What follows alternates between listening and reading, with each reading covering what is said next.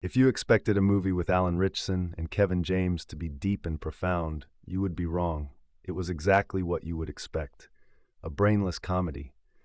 However, there was an interesting contradiction in the movie that was glossed over. We'll do super strong. Well, You guys go on ahead while I put him out real quick.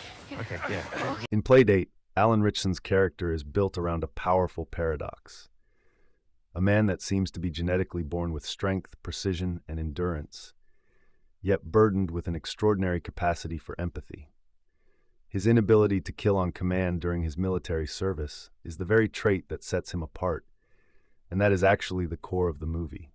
Without his knowledge, he was cloned in order for the army to have a bunch of emotionless killing machines.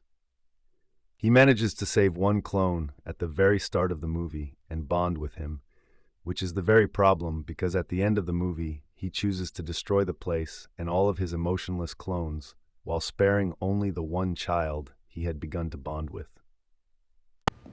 Hero? Wait, there's two CJs? No. I can't believe they cloned that many. All those little guys out there are gonna be super soldiers? Each one designed to never get tired. What are we gonna do with all those psycho killing machines in there? This decision reveals how evil Alan's character really is, or maybe because this is a comedy you should not think too deeply. But even then, the entire movie builds toward the revelation that even a being engineered to be an emotionless super soldier is capable of growth, change, and the emergence of humanity. The clone's sudden display of empathy functions as one of the core themes of the movie. Emotionlessness in these clones is not permanent. Their conditioning, like any learned behavior, can be altered. If one clone, his son, can develop genuine feeling and moral awareness, then the others could potentially do the same. In that moment, the premise that these clones are irredeemable monsters collapses. They are not machines. They are people forcibly shaped into weapons, so the fact that the movie ignores this at the very end is either a plot hole or they just no longer care about being consistent.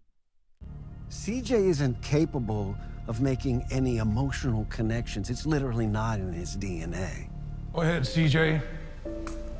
Do what you were trained to do. CJ, listen, man.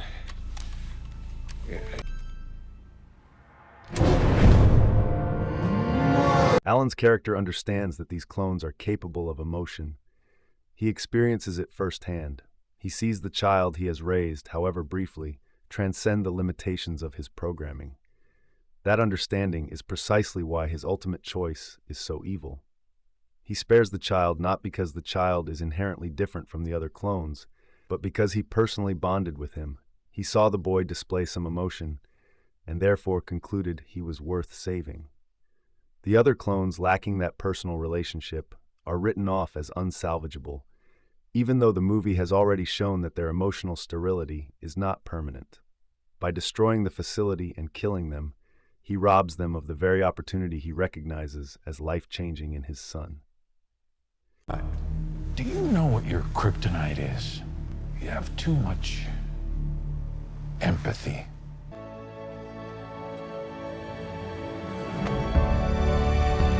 The movie then just ends like that, with them walking away from the explosion, and then we immediately get bloopers.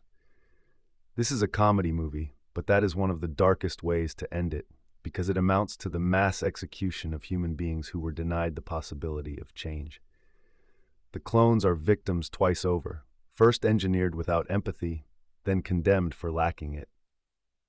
And then the main characters of the movie just walk off and the clones become an afterthought. So with that being said, the main theme of this movie is actually that empathy is not a universal value, but a conditional one, offered selectively to those you know and withheld from those you do not know.